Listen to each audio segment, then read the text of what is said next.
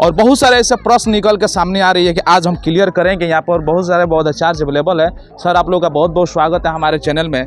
सबसे पहले सर आपसे प्रश्न ये रहेगा कि भाषण में जैसे कि आप लोगों के माध्यम से ये सुना जाता है कि संत शिरोमणि रविदास ज्ञान के प्रतीक, अनुभवी, ज्ञानी पंडित, तो जब इतना बड़ा पंडित है, ज्ञान के प्रतीक है, तो फिर दलित कैसे, चमार कैसे? आपका प्रश्न है कि महान संत थे, सभी जाति के लोग उनके शिष्य बने, फिर भी दलित क्यों? ये बहुत बड़ा प्रश्न है। और भारत ऐसा एक देश है जहाँ से जातियां कभी भी जा नहीं सकती, कूट कूट कर भरी है। और मनुवाद का जाल ऐसा जाल है जो तार, जो पेड़ होता है उसके गहराई तक नीचे गया हुआ है। संत रविदास जी जिस काल में पैदा हुए उस काल को मध्यकाल कहते हैं, स्वर्ण काल कहते हैं। यह काल ऐसा रहा, केवल भारत में ही नहीं, अमेरिका, इंग्लैंड, जापान में भी धम्म क्रांति हो रही थी। कहीं पाइथागोरस आंदोलन चला रहे हैं, कहीं कन्फ्यूशियस आंदोलन चला रहे थे। लोगों में बौखलाहट थी, मुगल का शासन था।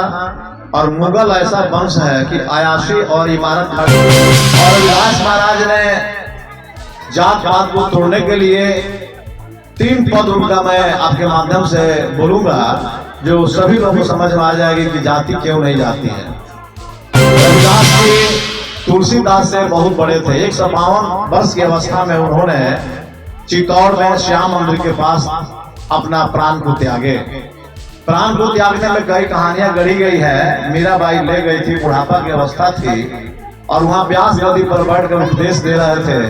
ब्राह्मणों को नगवार लगा, और ऐसा आपका त्रिशरण जी किताब लिखे हैं कि उनकी हत्या कर दी गई। उनके जो जूता, राबी जो था, जिसे जूता सीने के काम करते थे, कटने के काम करते थे, और जनेऊ दिखा करके हम लोग को मोहित किया गया कि भीतर से जनेऊ देखा है।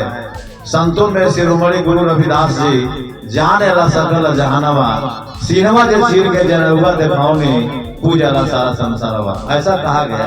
तो रविदास महाराज के बाद तुलसीदास आते हैं, और तुलसीदास जी के पहले रविदास महाराज ने एक बहुत ही सुंदर प्यारा 1-2 लाइन का पंक्ति कहे थे। क्या कहे थे सुनिए।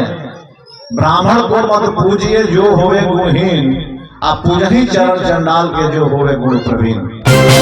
ये शिरोमणि को दलित बनाना, चमार बनाना, हरिजन बनाना, ये एक पखंड है, एक चाल है। हमारे हैं कि आप देखेंगे बाबा साहब हु एंड द शूद्रा एक किताब लिखे हैं, उसमें साफ जिक्र किए हैं कि भारत ऐसा देश है जहां विद्वान पैदा नहीं होते हैं, मूर्ख पैदा होते हैं और पूजे जाते हैं। प्रश्न पूछना चाहेंगे कि सभी लोग अम्बेडकरवादी या बौद्धिस्ट बन रहे हैं, अम्बेडकर जयंती मना रहे हैं, रविदास जयंती मना रहे हैं, लेकिन जब सर्वे हो रहा है तो फिर चमार दूसरा लिख और धर्म हिंदू लिख दे रहे हैं, तो ये डर को खत्म कैसे होगा? देखिए, इसको स्पष्ट करना। हम बता रहे हैं, बहुत बढ़िया प्रश्न इन्होंने दिया। मैं लॉयर हूँ, 28 years practice in civil court Siwan. उसके बाद में 34,540 में हो गया तो टीचर बन गए हैं हम, लेकिन ओरिजिनल एडवोकेट हैं। के अनुसार मैं कुछ बोल रहा हूँ कि क्या हम बौद्ध बन जाएंगे तो मेरी जातियां खत्म हो जाएगी, हमको आरक्षण नहीं मिलेगा?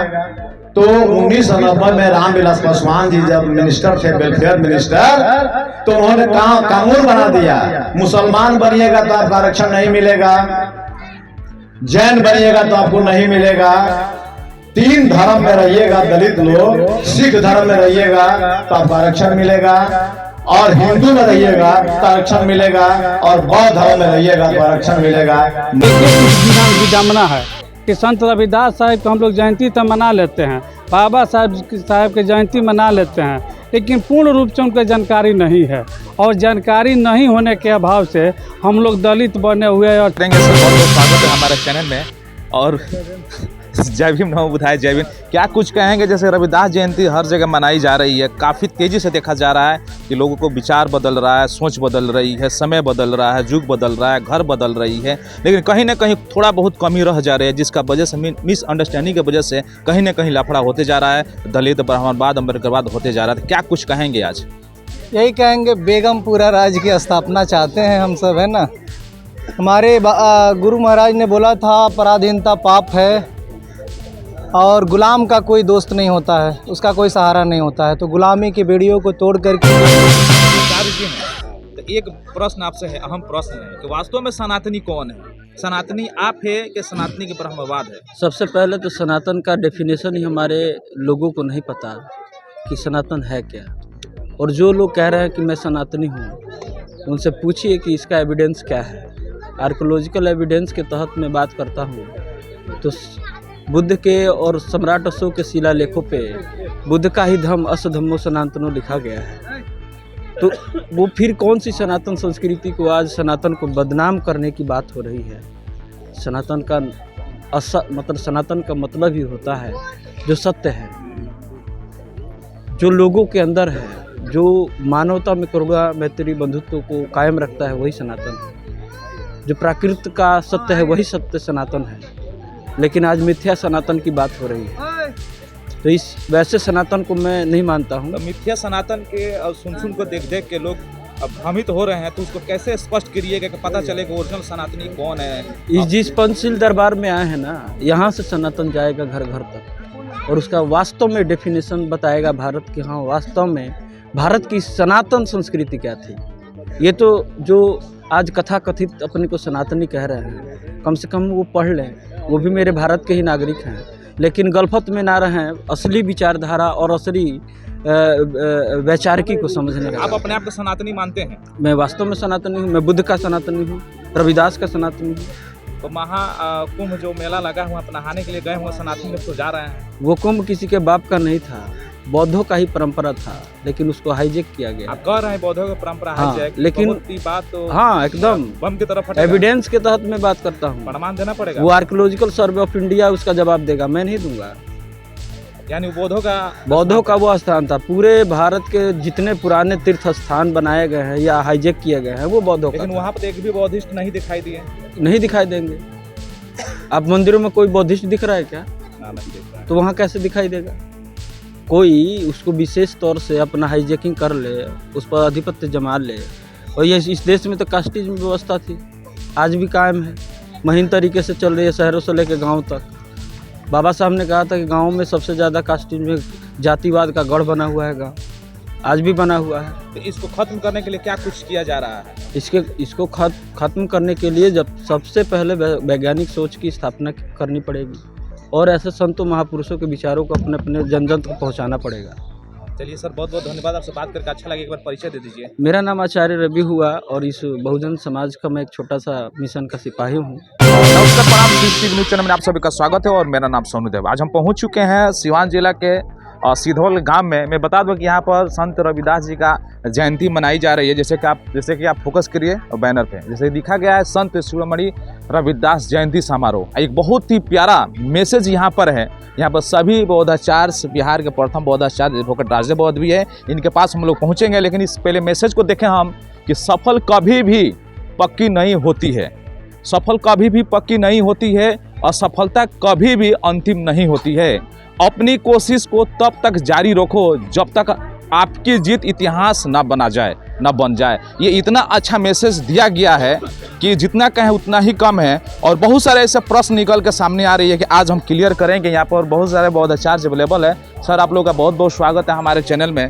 सबसे पहले सर आपसे प्रश्न ये रहेगा कि भाषण में जैसे कि आप लोगों के माध्यम से ये सुना जाता है कि संत शिरोमणि रविदास ज्ञान के प्रतीक, अनुभवी ज्ञानी पंडित, तो जब इतना बड़ा पंडित है, ज्ञान के प्रतीक है, तो फिर दलित कैसे, अच्छा मार कैसे? चलिए, सदगुरु रविदास महाराज की पावन जयंती के अवसर पर आपके चैनल के श्रोता बंधुओं को मैं हार्दिक बधाई देता हूं और ग्राम सिधौल के माँ बहने जो पंडाल में उपस्थित हैं, जो बाहर खड़े हैं, सभी लोग को इस पावन अवसर पर मैं हार्दिक बधाई दे करके जो आपका प्रश्न है उस पर मैं आता हूं कि संत रविदास जी जिस काल में पैदा हुए उस काल को मध्य काल कहते हैं, स्वर्ण काल कहते हैं। यह काल ऐसा रहा, केवल भारत में ही नहीं, अमेरिका, इंग्लैंड, जापान में भी धम्म क्रांति हो रही थी, कहीं पाइथागोरस आंदोलन चला रहे हैं, कहीं कन्फ्यूशियस आंदोलन चला रहे थे। लोगों में बौखलाहट थी, मुगल का शासन था और मुगल ऐसा वंश है कि अयाशी और इमारत खड़ा करने में सारा संपत्ति बर्बाद कर दिया। और उस काल में रविदास जी का आविर्भाव होता है काशी नगरी के श्री गोवर्धनपुर में, जहाँ पंजाब के हमारे सिख बंधु जो लोग हैं, रबदसिया चमार लोग हैं, वहाँ भव्य मंदिर का निर्माण कराते हैं। ऐसा सुना जाता है कि 2.5 टन की पालकी बनी हुई है रविदास महाराज का जो प्रतीक है, और मुटुक भी सोने का लगा हुआ है। और रामानंद स्वामी आज हमारे बीच में नहीं है, धर्म प्रचार में विदेश गए थे, उनकी हत्या कर दी गई। और उनका जाके जैसे स्वर्ण मंदिर है अमृतसर में, वैसा ही काशी में रविदास मंदिर को स्वर्ण मंदिर बनाना है और बन भी रहा है। तो मैं आपका प्रश्न है कि महान संत थे, सभी जाति के लोग उनके शिष्य बने, फिर भी दलित क्यों? ये बहुत बड़ा प्रश्न है। और भारत ऐसा एक देश है जहाँ से जातियां कभी भी जा नहीं सकती, कूट कूट कर भरी है। और मनुवाद का जाल ऐसा जाल है जो ताड़ जो पेड़ होता है उसके गहराई तक नीचे गया हुआ है। और रविदास महाराज ने जात पात को तोड़ने के लिए 3 पद उनका मैं आपके माध्यम से बोलूंगा, जो सभी लोगों को समझ में आ जाएगी कि जाति क्यों नहीं जाती है। रविदास जी तुलसीदास से बहुत बड़े थे। 152 वर्ष की अवस्था में उन्होंने चित्तौड़ में श्याम मंदिर के पास अपना प्राण को त्यागे। प्राण को त्यागने में कई कहानियां गढ़ी गई है। मीराबाई ले गई थी, बुढ़ापा की अवस्था थी, और वहां व्यास गद्दी पर बैठकर उपदेश दे रहे थे।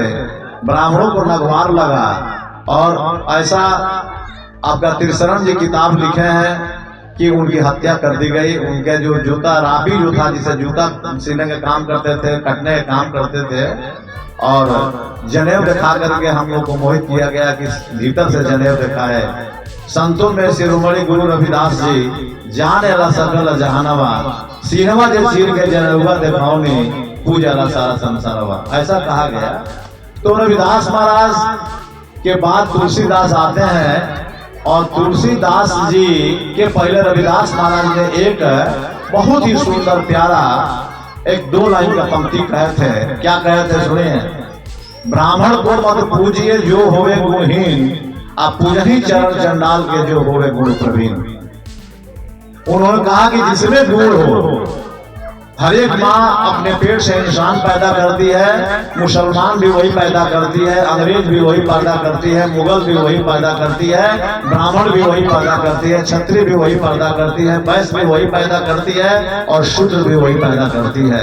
तो कर्म के आधार पर तुलसीदास जी लिखे भी हैं, कर प्रधान विश्वाकर रखा। तब रविदास महाराज ने चोट किया कि ब्राह्मण को मत पूजिए जो होवे गुणहीन, जो ताड़ी पिए, दारू पिए, बलात्कारी हो, उनको पूजा नहीं करनी चाहिए। पूजा ही चरण चंडाल के जो होवे गुण प्रवीण।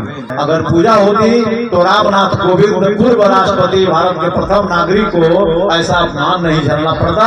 पूर्व राष्ट्रपति, पूर्व प्रधानमंत्री जगजीवन बाबू को बनारस में संपूर्णानंद की मूर्ति अनावरण में अपमान झेलना नहीं पड़ता। जीतनराम मांझी बिहार के पूर्व मुख्यमंत्री मधुबनी में जाते हैं और मंदिर में प्रवेश करते हैं तो गोमूत्र से वो मंदिर को धोकर पवित्र किया जाता है। ऐसा देखने को मिला। और उसके बाद द्रौपदी मुर्मू वर्तमान राष्ट्रपति को किसी भी कार्यक्रम में भाग नहीं लेने दिया। इसका मतलब कि तुलसीदास का चोट जबरदस्त लगी और उसी चोट के अनुसार हम लोग भी उसी में चले जा रहे हैं। गुरु जी पीछे छूट रहे हैं और उसके बाद में वो मधुवादी व्यवस्था की जाति जो है आगे जा रही है। तो ये शिरोमणि को दलित बनाना, चमार बनाना, हरिजन बनाना, ये एक पखंड है, एक चाल है हमारे है कि आप देखेंगे बाबा साहब हु एंड द शूद्रा एक किताब लिखे हैं, उसमें साफ जिक्र किए हैं कि भारत ऐसा देश है जहां विद्वान पैदा नहीं होते हैं, मूर्ख पैदा होते हैं और पूजे जाते हैं। विद्वान की पूजा भारत में नहीं होती है, विद्वान की पूजा अन्य देश में होती है। वहां के लोग हीरे को पहचानते हैं, लेकिन भारत के लोग हीरा को पहचानने में चूक कर गए और उन्होंने एक और चोट किया। आप देखेंगे कि ज्योतिबा फूले जो है उन्होंने मांग किया था कि इस देश का नाम बलिराज होना चाहिए। साउथ के जो बुद्धिस्ट है वो कॉमनवेल्थ की मांग किए थे शाक्य बुद्धिस्ट जो है साउथ में, वो बोले कि देश का नाम तमिल होना चाहिए।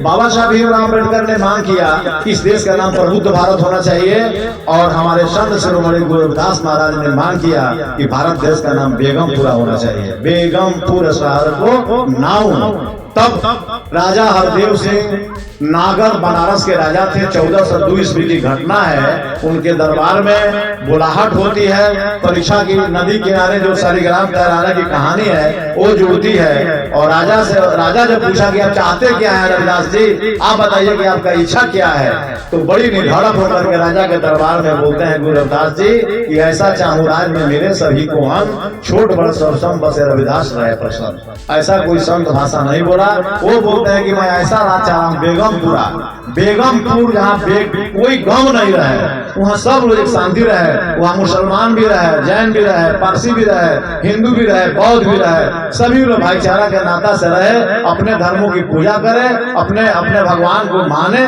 ऐसा रविदास महाराज ने कहा कि ऐसा चहुराज में मिले सभी को हम, कोई भूखा नहीं रहे, सभी को रोटी मिले, कपड़ा मिले, वस्त्र मिले, आवास मिले, सभी को भाईचारा मिले, तब रविदास रहे प्रसन्न। ऐसा चाहता हूँ। वो राजा खुश होकर के, और ब्राह्मण जब पराजित हो जाते हैं तो हरदेव सिंह नागर के ही दरबार में सोने की पालकी आती है। और रविदास जी जब जीत जाते हैं तो सोने की पालकी में बैठा करके रविदास जी को ब्राह्मणों ने पूरे काशी में घुमा करके, भले भीतर से बोले चाहे ऊपर से बोले, लेकिन रविदास महाराज की जयकारा काशी नगरी में बोली और उन्होंने डंका बजाया। तो जितने भी हमारे संत कबीर हुए, रैदास हुए, आपका जितने भी आपका मुस्लिम जो समाज के लोग संत हुए, जिसकी की क्या बोलते हैं लोग, वो लोग भी आए। तो सभी लोगों ने कहा कि भारत से जात पात खत्म होनी चाहिए, प्रहार किया। लेकिन क्या जात पात गई? जात पात कौन रखा है? जात पात रखने वाले यहाँ के जो मनु जो है, जो 185 ईस्वी में राजस्थान से आता है। और राजस्थान हाई कोर्ट पूरे इंडिया का ऐसा हाई कोर्ट है जहाँ रविदास, जहाँ मनु का मूर्ति लगा हुआ है हाई कोर्ट के प्रांगण में। राजस्थान कोई गए हैं, देखे होंगे कि जो हाई कोर्ट उच्च न्यायालय है उसके प्रांगण में मनु का बाबा साहब जैसा मूर्ति लगी हुई है, उसको हटाने का मांग भी किया गया है। उसका नाम था सुमति भार्गव। राजस्थान का ब्राह्मण सुमति भार्गव था। और वही पटना यहाँ करके मनुस्मृति की रचना करता है, 6743 जाति बनाता है। ऐसा जाल सीढ़ीनुमा बनाया कि धोबी कहता है कि मैं चमार से आगे हूँ, दुसाद कहता है कि मैं चमार से आगा हूँ, चमार कहता है कि मैं डोम से आगे हूँ, पासी कहता है कि मैं दोनों से आगे हूँ। तो ऐसा जाति पाति बना दिया और जात पात मिटाने का एकमात्र कोई उपाय बताया।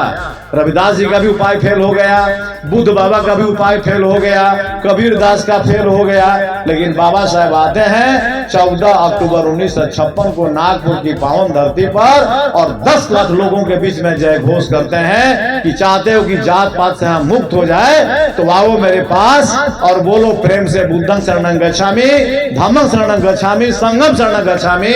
और 22 प्रतिज्ञाओं को अपने जीवन में उतार लो। जैसे भीष्म जी ने प्रतिज्ञा किया था कि मैं आजीवन शादी नहीं करूंगा, वैसे बाबा साहब की भी प्रतिज्ञा है कि मैं ब्रह्मा विष्णु महेश को ईश्वर नहीं मानूंगा जब तक उनके देवताओं को अपने घरों में पूजा होती रहेगी। भारत में कितना देवता है? 89 करोड़।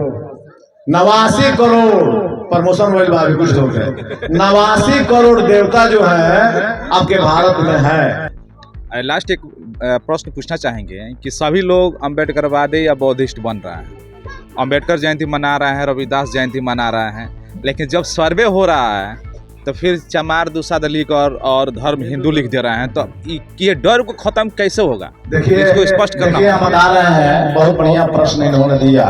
मैं लॉयर हूँ, 28 years practice in civil court Siwan. उसके बाद में 34,540 में हो गया तो टीचर बन गए हैं हम, लेकिन ओरिजिनल एडवोकेट हैं।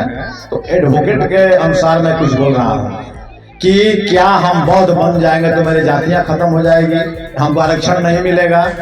तो 1990 में रामविलास पासवान जी जब मिनिस्टर थे, वेलफेयर मिनिस्टर, तो उन्होंने कानून बना दिया, मुसलमान बनिएगा तो आपको आरक्षण नहीं मिलेगा, जैन बनिएगा तो आपको नहीं मिलेगा, 3 धर्म में रहिएगा दलित लोग, सिख धर्म में रहिएगा तो आपको आरक्षण मिलेगा, और हिंदू में रहिएगा तो आरक्षण मिलेगा, और बौद्ध धर्म में रहिएगा तो आरक्षण मिलेगा। मेरा आरक्षण मिलता है।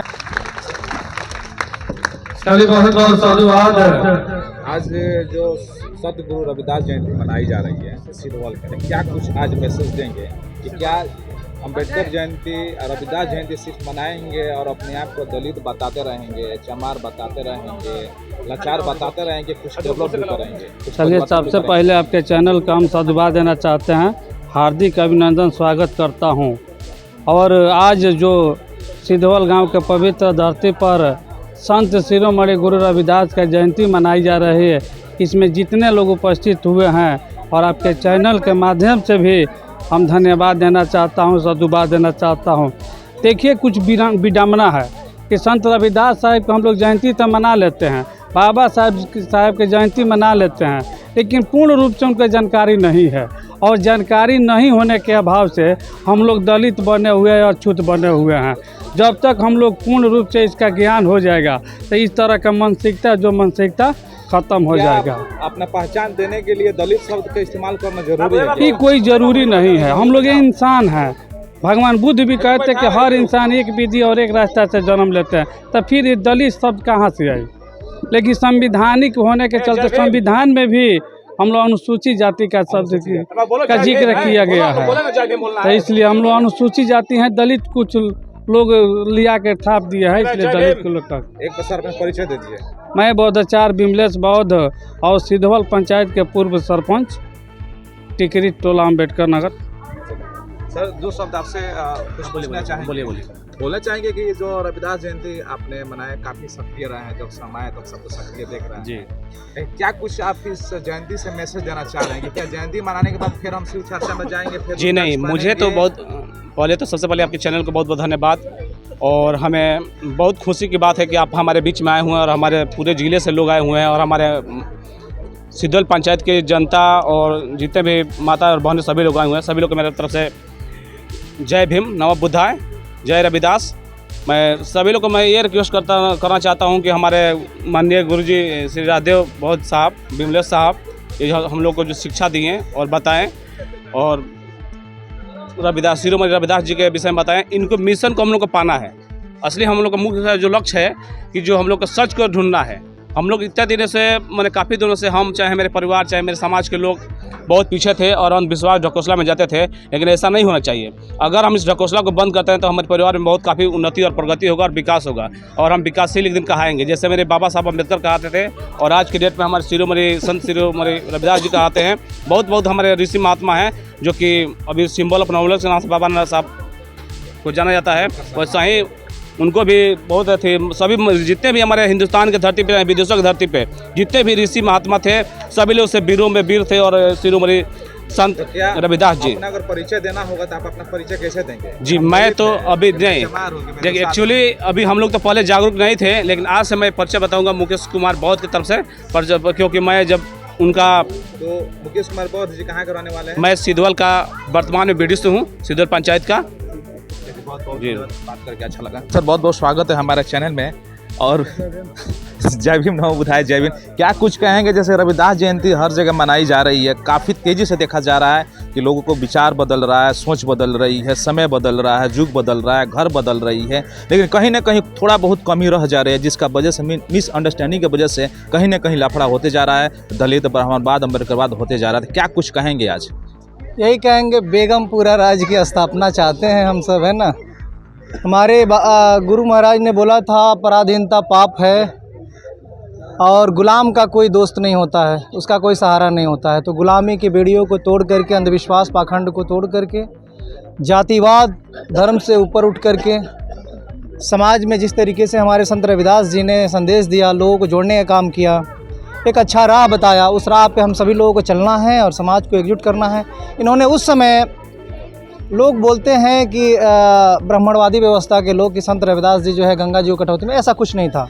उन्होंने बोला था कि मन चंगा कटौती में। गंगा का मेन मकसद यही था उनका कहने का कि तुम गंगा में मत जाओ, जिस गंगा में नहा करके और तुम आज तक अशुद्ध बने रहे, उस गंगा में तुम जा करके तुम शुद्ध नहीं होगे, तुमको हमेशा रोका गया है। तो तुम यहीं से जो है अपने मन को स्वच्छ रखो, है ना, अपने लोगों को जोड़ो, शिक्षित करो और अपने समाज को आगे बढ़ाओ। अगर आपको अपना परिचय देना होगा तो क्या बताएंगे? मेरा परिचय, मैं एक सामाजिक कार्यकर्ता हूँ और इस मिशन के एक सिपाही हूँ। संत गाडगे बाबा, संत रविदास जी, बुद्ध जी, बाबा साहब, कांसीराम साहब के मिशन को हम भी जो है एक उस नींव का जो है एक ईंट बनने का कार्य कर रहे हैं। यही। तो क्या आप अपने आप की हिंदू मानते हैं कि बौद्धिस्ट मानते अरे हैं? बिल्कुल नहीं, हमने तो बाबा साहब ने जब लात मार दिया ऐसी व्यवस्था को, ऐसे धर्म को मैं कभी नहीं मानता हूँ जो हमारे समाज को ऊंच नीच में बांटा हो, भाईचारों में जो है दखल किया हो, है कि नहीं। ऐसे धर्म को हम लोग नहीं मानते हैं। बाबा साहब ने 1956 में छोड़ दिया था, हम लोग तभी से जो है बौद्धिस्ट हैं। बौद्धिस्ट हैं? जी बिल्कुल, यानी दीपक सम्राट बौद्धिस्ट। बिल्कुल बिल्कुल बहुत बहुत बौद्धिस्ट हैं। धन्यवाद, आपसे बात करके अच्छा लगा। हम बात कर रहे थे दीपक सम्राट बौद्धिस्ट से।